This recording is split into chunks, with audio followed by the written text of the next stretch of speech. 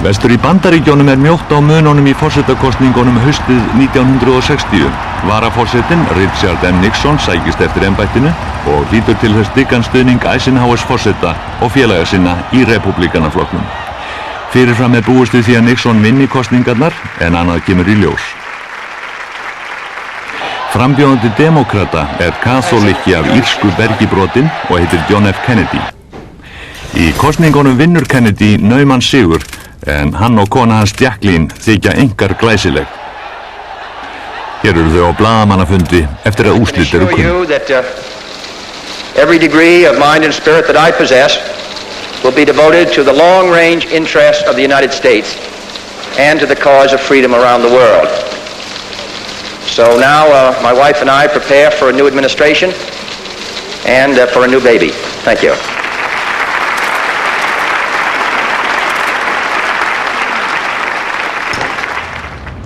Hið kalda stríð stórveldana í austri og vestri einkennir 7. áratuginn ekki síður en þann 7. og tekur á sig ýmsar myndir. Það hefur verið ákveðið að skipta Berlín í 2 hluta með gaddavír en austurþýsk yfirvöld hyggjast reisa múr þvert í gegnum borgina til að stöðva ört vaxandi straum flóttamanna frá Austur-Þýskalandi til vestur Berlínar.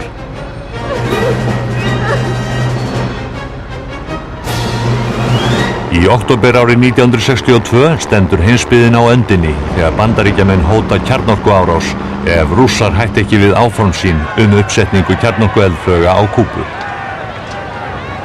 Menn trúðu því bókstaflega að það gæti orðið stríð bara á næsta andartaki.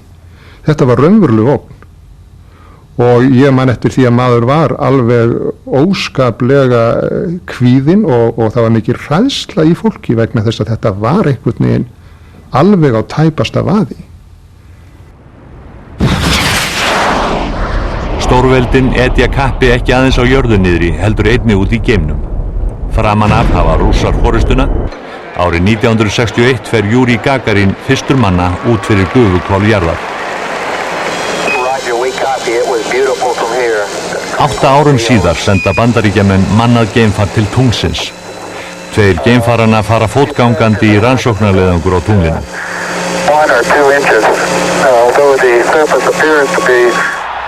Í opinberri heimsókn í Dallas í Texas í nóvember árið 1963 fellur Kennedy eftir aðeins 3 ára setu á forsetastóli þegar skotið á bifreið hans úr launsátri. Við útföruna kveður ungur drengur föður sinn að hermannasið. Blökkumannaleiðtoginn og friðarverðlaunahafinn Dr. Martin Luther King einnig myrtur þar vestra.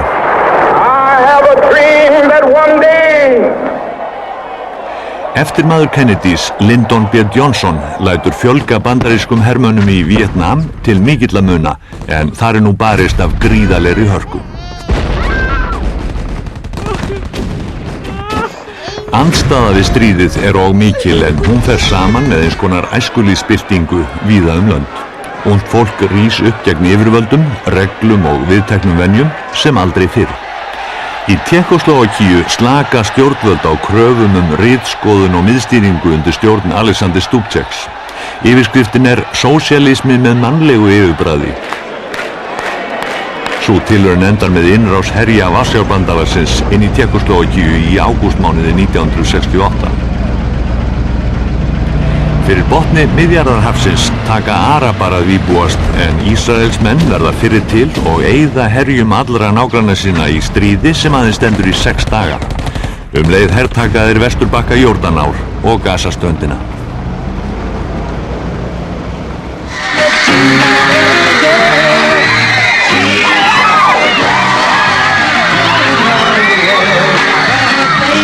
Breska hljómsveitin The Beatles slær í gegn árið 1963 með lögum eins og I Feel Fine, mér líður vel.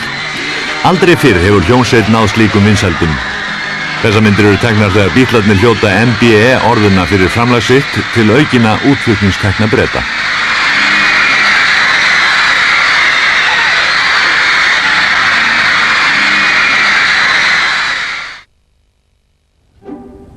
Sjöundi áratugurinn áratugur viðreisnarstjórnarinnar á Íslandi, samsteypustjórnar sjálfstæðismanna og alþýðuflokksmanna sem nýtur lengri lífdaga en nokkur önnur stjórn á öldinni.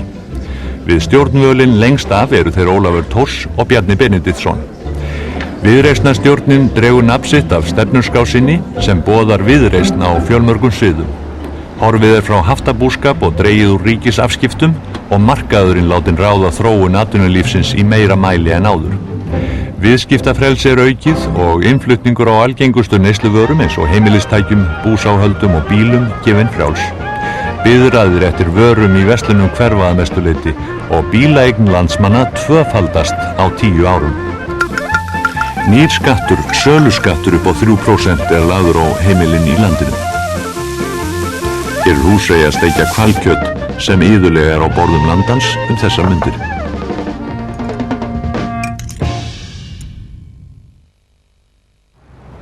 Ríkisstjórnin gengur til samninga við svissneskt fyrirtæki að reisa álverksmiðju í Straumsvík og Íslendingar sækjum aðild að fríverslunarsamtökum Evrópu. Hvoru tveggja veldur miklum deilum. Hér Dr. Bjarni Benediktsson, forsætisráðherra, að leggja hornstein að áliðjuverun í Straumsvík að viðstöddum helstu fyrirmennum landsins. Við erum komin vestur til Kaliforníu til að fylgjast með fegurðarsamkeppninni Miss International sem nú fer fram á Langasandi. Árið 1963 keppir Guðrún Bjarnadóttir fyrir Íslands hönd en hún var kjörin fegurðardrottning Íslands í fyrra. Guðrún sem nú ljósmyndafyrirsæti í París og samningsbundin þar beðin þess lengstra orða af atvinnurekendum sínum að gera allt sem í hennar valdi standi til að sigra ekki í keppninni, þar sem því fylgir kvaðir og ferðalög sem hún hafi ekki tíma til að standa í. En hvað það? Guðrún sigrar í keppninni og hlýtur að launum 10.000 dali. Kynnirinn engin annar en hjartaknúsarinn og kúabóndinn Lorne Greene eða Ben úr Bonanza þáttunum í sjónvarpinu sem njóta gríðarlegra vinsælda.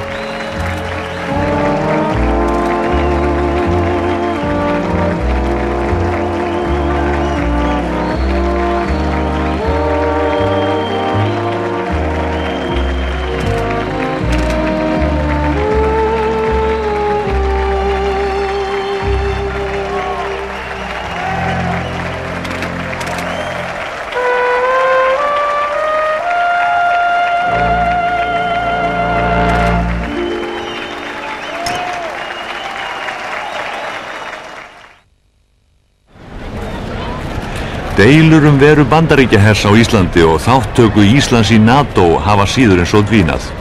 Hér eru herstöða andstæðingar að koma úr Keflavíkurgöngu. Mótmælendur ganga frá hliðinu að Keflavíkurflugvelli til Reykjavíkur. Hér gangan á leið niður Lönguhlíð í áttina að Miðbæjarskóla, þar sem efna á til mótmælafundar.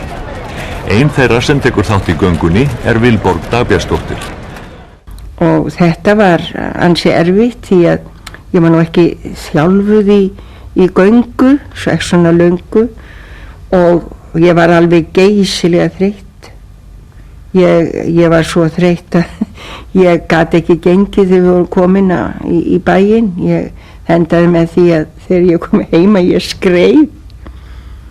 En það var ekki lagt upp úr því að við værim ekkert að svindla, við værim ekkert að sitja inn í bílum eða slíkt. Það var allstaðan njósnarar. Á haustmánuðum árið 1962 hart deilt á Alþingi sjónvarpsútsendingar hersins á Keflavíkurflugvelli en helmingur þjóðarinnar, fólk í þéttbýlinu við Faxaflóann, nær nú sendingum stöðvarinnar. Sjónvarpstæki rokseljast og þykir mörgum spennandi að fylgjast með kannasjónvarpinu eins og það er kallað.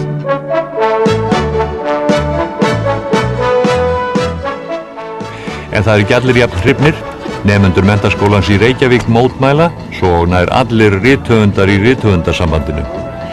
Í marsmánuði árið 1964 undirrita 60 lista- og menntamenn, verkalýðsleiðtogar og prestar áskorun til Alþingis að sjónvarpsútsendingar verði takmarkaðar við herstöðina eina, eins og segir í áskoruninni.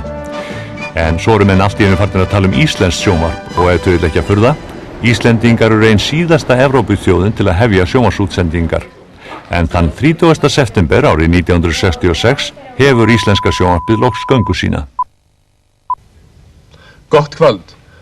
Nú þegar fyrsta íslensk sjónvarpssending Ríkisútvarpsins hefst, sendi ég kveðju til allra þeirra sem þetta sjónvarp sjá og heyra með óskum og vonum Ríkisútvarpsins það að þetta megi verða upphaf að miklu og farsælu starfi.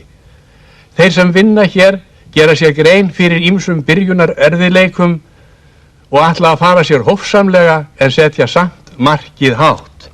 Sjónvarpað 2 kvöld í viku. Á dagskráni fyrsta kvöldið taka piltarnir í Savana-tríóinu lagið í skemmtiþætti sem þeir nefna Það er svo margt ef að er gáð. Samt hverri þjóð að eiga sæka bæn, ekki var að spauga með dánesja menn. Með sjónvarpinu fá landsmenn ekki aðeins bæði fróðleik og skemmtan, heldur einnig sjónvarsauglýsingar sem njóta gríðarlegra vinsælda og þykja mikið nýnæmi. Það freistandi að kaupa ný húsgögn hjá Víði. Mikið hann pabbi góður. Víðis húsgögn handa Óla, Víðis húsgögn handa Diddu, já og handa pappa og mömmu. Fyrir okkur öll, allstaðar Víðis húsgögn.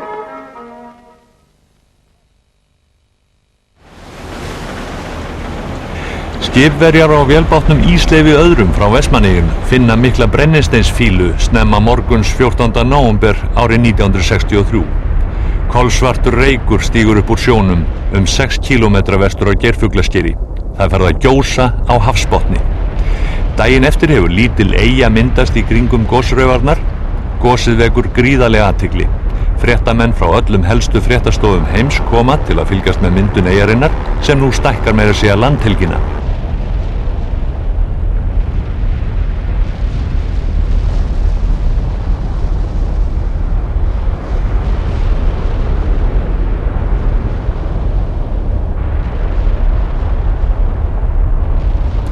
Franskir blaðamenn frá Paris Match verða fyrstir til að stíga á land og ná myndum af gosinu. Örnefnanefnd gefur eyjunni nafnið Surtsey, en Vestmannaeyingar vilja kalla eina Vesturey. Reyndar stungið upp á mun fleiri nöfnum, svo sem Sestey, þar sem eyjan sést lítið fyrstu dagana vegna gufubólstra og eymirju. Þegar gosinu lýkur eftir 3,5 ár Surtsey orðin tæpir 3 ferkílómetrar að stærð og gosið það lengsta á sögulegum tíma.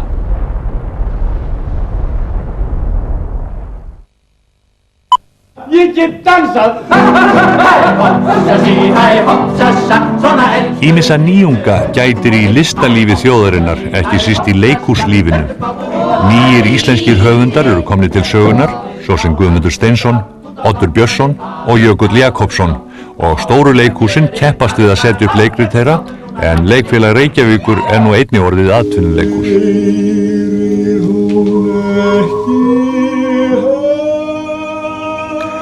Leiksmiðjan og leikfélagið Gríma eru dæmi þá grósku sem nú gætir í listalífinu. Hér eru félagar í leiksmiðjunni að vinna við eins konar spunaverkefni sem byggt á gömlu íslensku kvæði sem ber nafnið Frísir kalla og Eyvindur Erlendsson leikstýrir. Ég hélt hann gerði við prímusa. Það leikur allt í höndunum á þeim manni. Halldór Laxness hefur einnig söðlað og skrifa nú hvert leikritið á fætur öðrum. Það blása ferskir vindar menninguna norður við Ysta haf. Þó skal ég ekki fortaka nema sér að Jóni í sjálfur prímus. Núna gerir það mestu rafmagn, en það segir sér á öðrum. Því hann brúkar ekki rafmagn sjálf. Skáldsagna eru einnig að feta nýja stigu. Menn veit ekki hvaðan á þá stendur veðrið og mörgum líst ekkert á Tómas Jónsson í sjálftillaðri metsölubók Guðbergs Bergssonar eða ónafngreindan mannin í Fljótt sagði fuglinn eftir Thor Vilhjálmsson, nú eða Leijandann í samnefndri sögu Svövu Jakobsdóttur. Aðrir telja þetta aufúsugesti og löngu tímabært að opna dyr fyrir skáldsögum sem takast á við nútíman á nýstalegan hátt.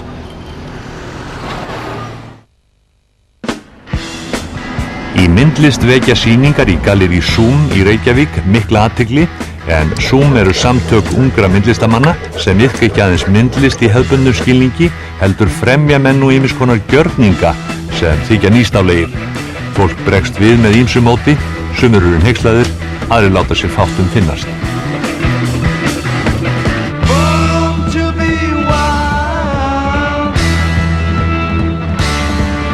Á Skólavörðuholtinu í Reykjavík eru myndhöggvarar að koma upp nýstárlegri sýningu. Gefum Gísla Sigurðssyni orðið. Einn af þeim sem eiga verk á sýningunni á Skólavörðuholti Jón Gunnar Árnason, myndhöggvari. Og hér erum við staddur við verk hans og hvað kallarðu þessa mynd, Jón? Ég kalla hana sólstafi. Og efnið er ekki á lakara taginu, það er granít og ryðfrítt stál, er það ekki? Jú. Þetta er geysilega dýrt efni. Já, stálið er nokkuð dýrt, já. Já, á þessari sýningu hér á Skólavörðuholtinu, veistu til þess að einhverjar af þessum myndum hafi selst? Já, ein seldist hér, alveg örugglega, og ansi vel. Það var sænskur maður sem keypti af Inga Hrafni, mynd sem hét Fallin víxill, og ágætisverk alveg. Já, en hvaða verð er á þessum verkum svona yfirleitt? Það er nú kannski fyrst og fremst samningsatriði við listamennina sjálfa. Já, það er ekki beinlínis fast verð á þeim. Nei, það er sjálfsagt ekki, sko. Menn gera sem menn einhverja hugmyndur hvað þeir hafa lagt í þetta og hvað þeir vilja fá fyrir þetta, en svo kemur náttúrulega til greina hvernig menn vilja borga, hvernig menn vilja kaupa og hverju þeir selja. Það er náttúrulega alltaf. Nú ert þú einn af fáum, Jón, hér á þessari sýningu sem hefur höggmyndalist að atvinnu. Þú hefur þetta fyrir fulla atvinnu, er það ekki? Ég er svona hér bil, myndi ég segja. Já. Að mestu leyti ger ég það.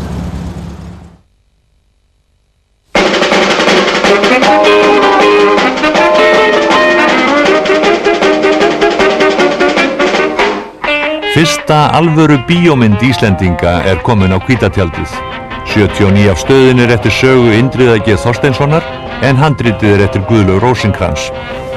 Þó danski leikstjórinn Erik Balling leikstýri myndinni er sagan, umgjörðin og leikararnir íslenskir. Myndin segir frá Ragnari leigubílstjóra og kærustu hans Gógó og því þegar hann kemst að því að Gógó er með Hermanni á vellinum. Myndin er öðrum þræði saga manneskja á árunum eftir stríð nálægð hersins og þá staðreynd að flestir þeir sem búa á mölinni eru utan af landi. Tónlistin í myndinni þykir góð og fólk hrífst af söng Eljar Vilhjálms. Myndin hlýtur góða dóma en ástarsenurnar milli þeirra Gógóar og Ragnars sem þau Kristbjörg Kjell og Gunnar Eyjólfsson leika vekja gríðalegt umtal. Íslendingar eru óvanir að horfa á bert fólk í bíó. Ég hata fólk.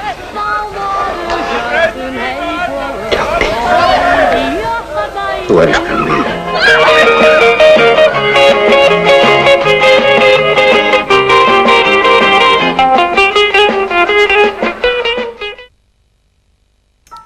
Tuttugasta og 5. febrúar 1963. Tveir rússneski sendiráðsmenn eru staðnir að verki við njósnir hér á landi og hefur mönnunum verið vísað úr landi. Lögreglan hefur þrívegis fylgst með því þegar sendiráðsstarfsmennirnir hafa fundað með ungum Íslendingi, Ragnari Gunnarsinni, en Ragnar lætur íslensk yfirvöld vita ráðabruggið. Rússarnir fara fram á að hann afli upplýsinga hér á landi fyrir sovéskú leyniþjónustuna og greiða honum peninga fyrir. Þessar myndir eru frá handtöku mannana við Hafravatn.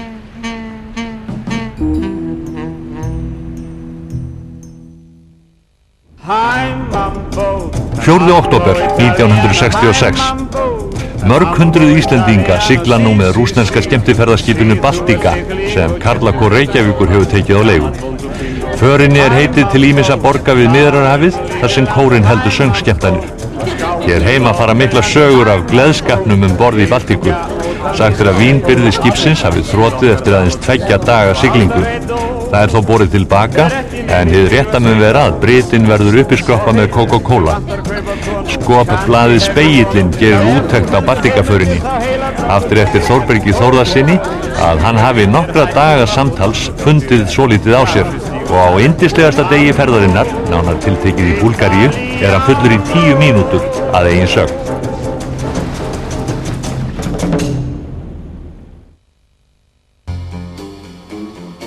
5. desember 1966. Tveir fangar af Litlahrauni viðurkenna hafa brotist út úr fangelsinu, stólið bíl oddvitans á Eyrarbakka og ekið til Hveragerðis þar sem þeir brutust inn í útibú Kaupfélags Árnesinga og höfðu á brott með sér eldtraustan peningaskáp með 175.000 krónum í peningum og ávísunum. Eftir innbrotið í Hveragerði brjótast þeir aftur inn í fangelsið með peningana. Upp kemst þá félaga vegna lausmælgi samfanga.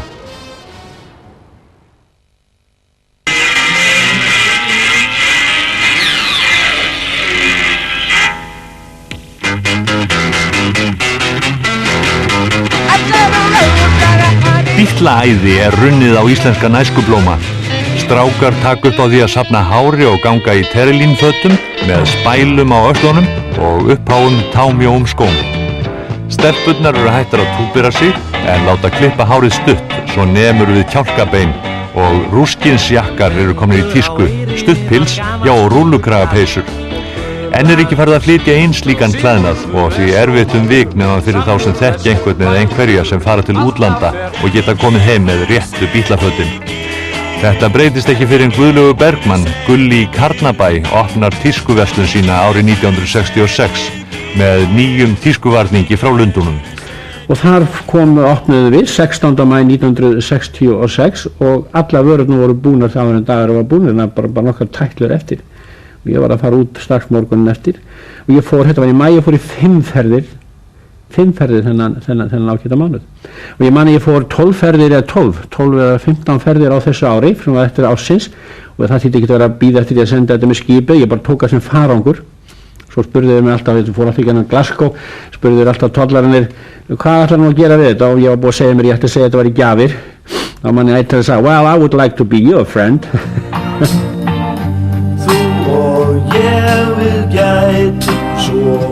Fyrsta íslenska bítlahljómsveitin eru Hljómar frá Keflavík sem nú spila og syngja í skólum og samkomuhúsum vítt og breitt landið.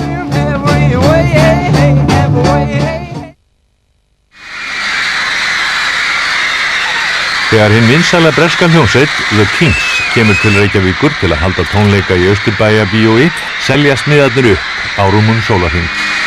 Til að hita upp fyrir stórsveitina eru valdar 2 íslenskar unglingahljómsveitir, Bravo og Tempo.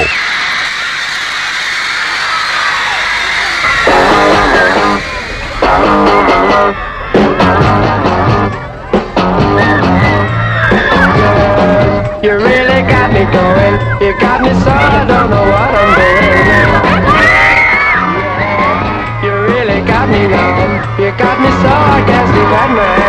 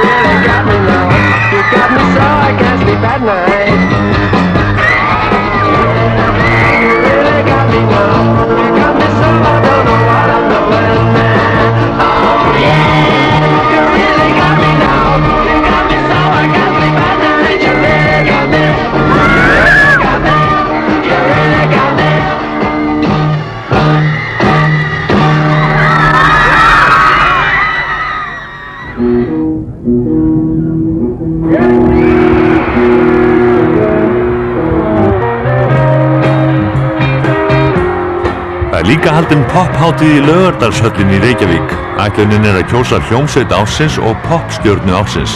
Allar helstu hljómsveitir landsins leika fyrir troðfullu húsi. Flestir búast við því að hljómsveitin Trúbrot frá Keflavík sigri í keppninni, en öllum að óvörum er það ungur Hafnfirðingur sem er valinn popstjarna ársins. Hann heitir Björgvin Halldórsson og hljómsveit hans, Ævintýri, er kjörinn besta hljómsveitin. Strákarnir fá hins vegar aldrei greitt, því sá sem tónleikana heldur stingur af með sjóðinn til útlanda.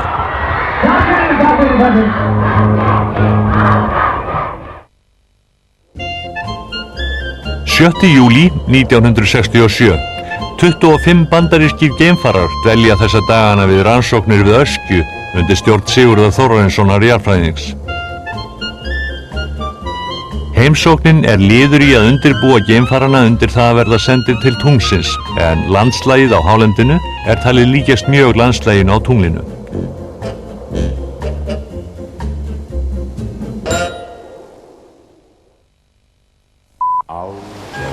Gríðaleg síldveiði er fyrir austan land. Bátarnir nota nú nýju Aztec fiskileitartækin til að finna síldina, oft á miklu dýpi, og nýju kraftblakkirnar sem komnar í öll skip gera það verkum að hægt er að hafa síldanæturnar mun stærri en áður.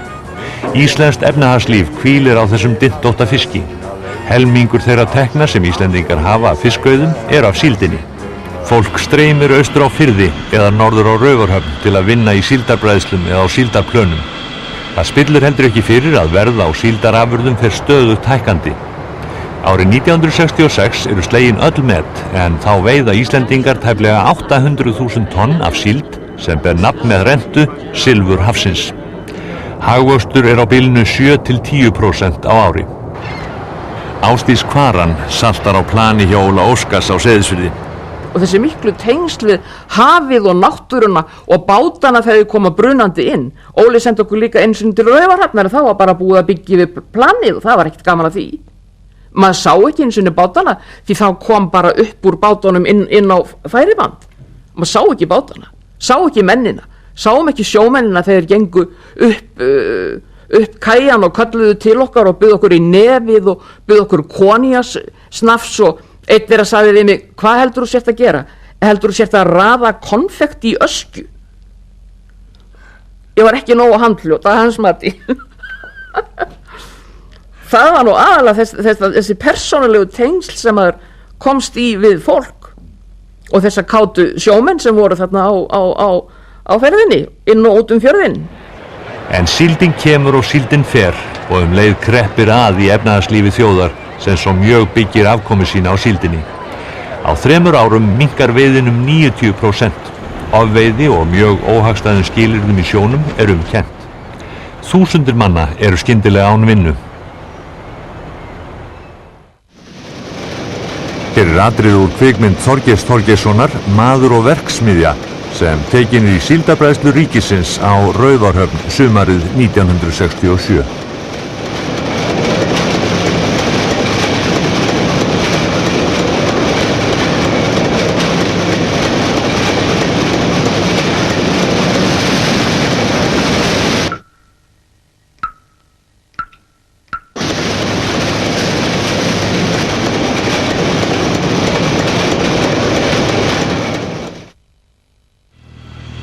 Á árunum 1968 til 1970 flytjast 5.000 Íslendingar úr landi.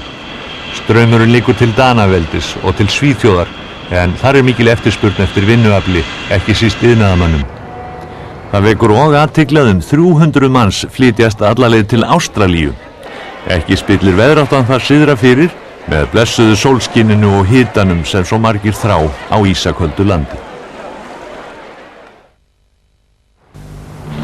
This is Ísafjörður, the wild, icy northwest coast of Iceland, where British trawlermen have been battling against some of the worst weather the island has ever seen.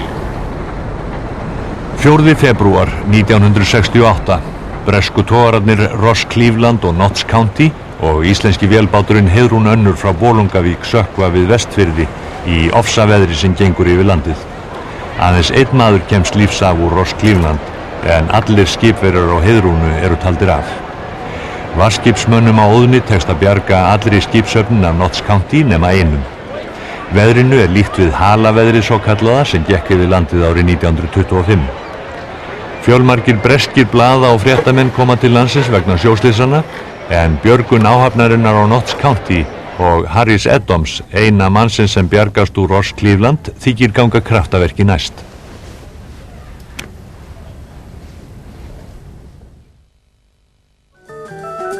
27. maí 1968. Íslendingar taka upp hægri umferð frá og með deginum í dag.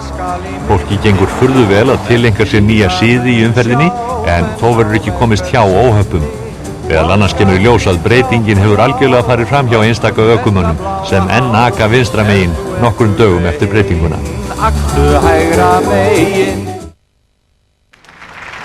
Við erum komin á kosningafund í Laugardalshöllinni í Reykjavík sem stuðningsmenn Kristjáns Eldjárns, þjóðminjavarðar, standa fyrir. Það ekki nóg með að stuðningsmennirnir fylli höllina, það fjöldi fólks fyrir utan sem ekki kemst inn.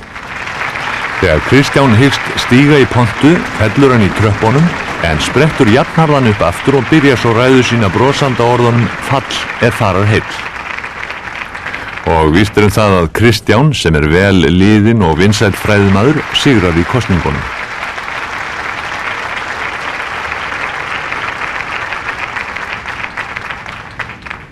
Kristján hlýtur 65% greiddra atkvæða á móti 35% sem mótframbjóðandi hans, Gunnar Thoroddsen sendiherra, hlýtur.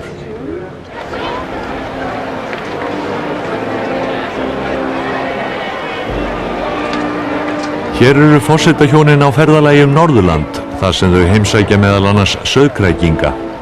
Sóknarpresturinn séra Þóri Stephensen tekur á móti forsetahjónunum, svo Eyþór Stefánsson tónskáld ásamt fjölda bæjarbúa. Einn dyggasti stuðningsmaður Kristjáns Eldjárns í forsetakosningunum var Jóhannes Jóhannesson sem í eina tíð hafði verið vinnumaður hjá foreldrum Kristjáns. Skömmu fyrir kosningarna segir Tjarnar Jói eins og hann var kallaður: "Það vildi ég að Guð almáttugur gæfi nú að þér gengi vel í þessum kosningum, Danni minn." "Já, ætli hann gerir það ekki", segir Kristján. "Já, það má andskotin vita", svarar Jói að bragði.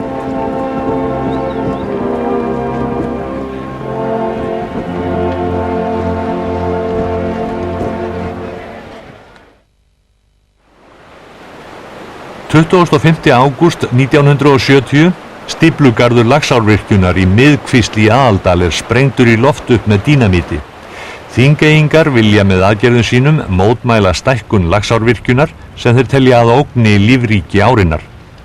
Með sprengingunni opnast gönguleið fyrir Urriða, en bændur halda því fram að stíflan og aðrar framkvæmdir Landsvirkjunar séu orsakir minnkandi veiði í Laxá og Mývatni. 10. júlí 1970. Forsætisráðherra hjónin og 4 ára dóttursonur þeirra farast í eldsvoða á Þingvöllum þegar ráðherrabústaðurinn brennur til kaldra kola. Hollenskir ferðamenn verða eldsins fyrst varir og sækja hjálp, en þá þegar verður ekki við neitt ráðið.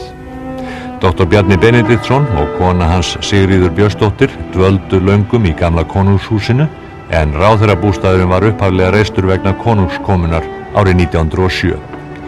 Bjarni hefur verið forsætisráðherra Viðreisnarstjórnarinnar síðastliðin 7 ár.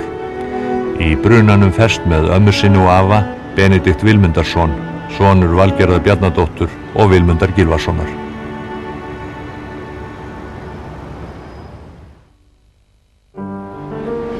Alvarlegir glæpir eins og morð hafa verið þátíðir þar sem af öldinni, en á 1,5 ári á 7. áratugnum eru framin 4 morð í Reykjavík.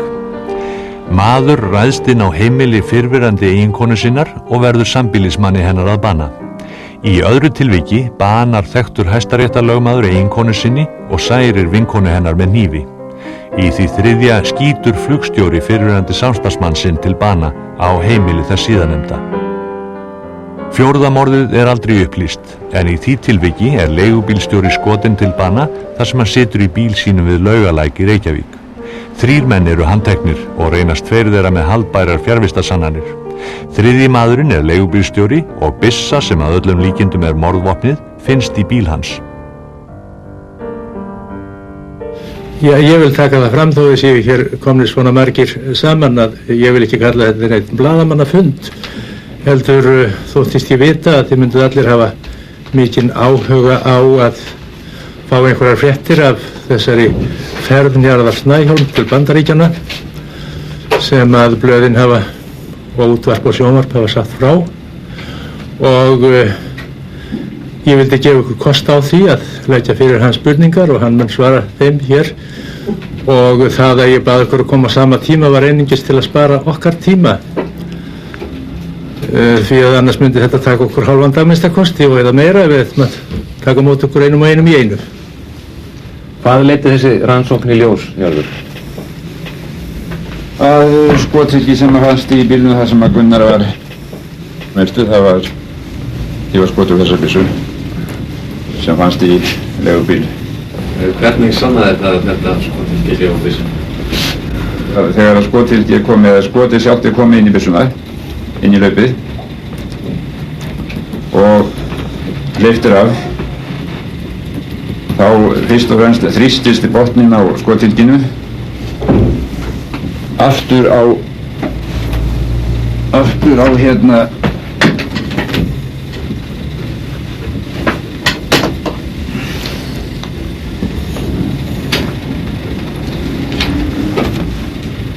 Er þetta byssan? Já, aftur á þetta stykki hér, þetta er ekki. Og þau för sem á verksmiðjunni á þessu stykki hérna, þau koma á botnin á skotildinu. Maðurinn ber því við að byssunni hljóta hafa verið komið fyrir í bílnum án þess að hann hafa orðið þess var. Hann sýknaður bæði í undirrétti og hæstarétti. Vegna morðsins biður lögreglan fólk að afhenda öll ólögleg skotvopn sem það hafi undir höndum og best fjöldi hvers kyns vopna, allt frá litlum skammbyssum upp í hríðskotabyssur til lögreglunar.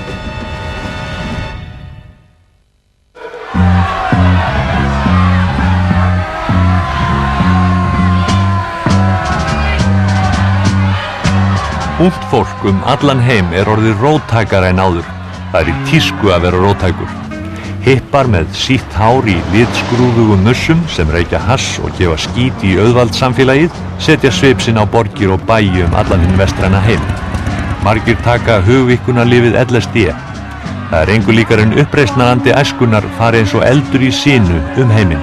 Ekkert eins og áður. Mótmæla aldan og uppreisn unga fólksins hefur sín áhrif hér heima á Fróni.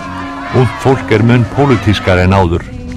Nokkrir breyta til og fara að búa í kommúnum, en einna hæst nær hinn svo kallaða 68 uppreisn í baráttunni jafnrétti kynjanna, en í þeirri baráttu eru rauðsokkur í fararbroddi. Ásdís, hvers vegna rauðir sokkar? Það nú meira tilviljun heldur en það hafi sjálfsagt eitthvað markmið að nefnist rauðir sokkar, heldur eru rauðir sokkar bara ein af þeim hreyfingum sem hafa sprottið upp undanfarið vegna bæði samfélagslegra breytinga og þess að hvaðan fólk almennt að vakna til vitundur það að það annað og meira heldur en kynferðislega verur. Íslenskir námsmenn berjast fyrir hærri námslánum. Í Stokkhólmi láta þeir hendur standa fram úr ermum 20. apríl 1970 þegar hópur ungmenna hertekur íslenska sendiráðið og rekur starfsfólk þess út. Lögreglan í Stokkhólmi nær að yfirbúa námsmennina en þeir senda frá sér yfirlýsingu þar sem ófremdar ástandi í íslensku menntamálum mótmælt og hvatt til sósíalískrar byltingar á Íslandi. Þessar myndir eru teknar í Oslo þegar námsmenn efna til svipaðra mótmæla þar skömmu eftir átökin í Stokkhólmi. Upphaflega hafði reynda verið ákveðið að sendiráðstökurnar færu fram sama daginn.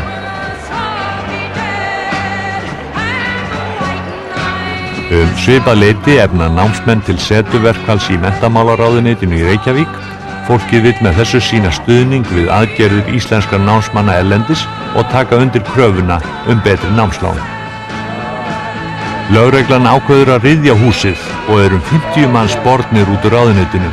Uppreisn æskunnar á Íslandi hafin. Ný kynslóð hefur kvatt sér hljóðs.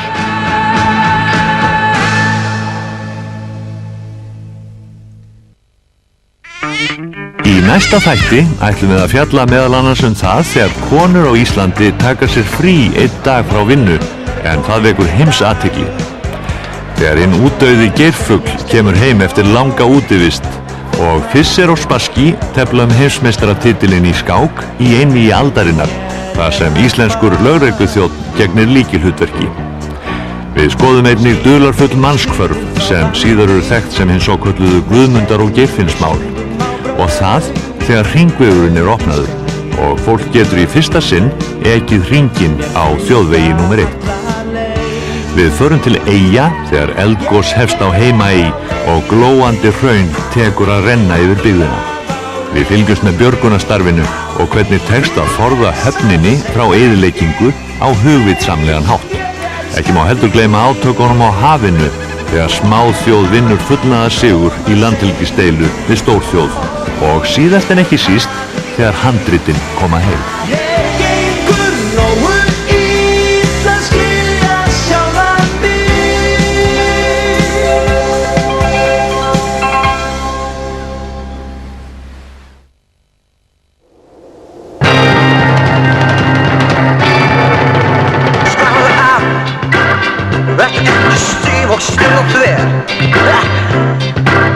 Stundum sem gengur fram að mér, stundum eftir ferleg bæði breg og pröfur. Finnst mér stundum að þú sér einn lágarði gjörð, eins og brjálur sig í stóri kinnakjörð, eins og brjálur sig í stóri kinnakjörð.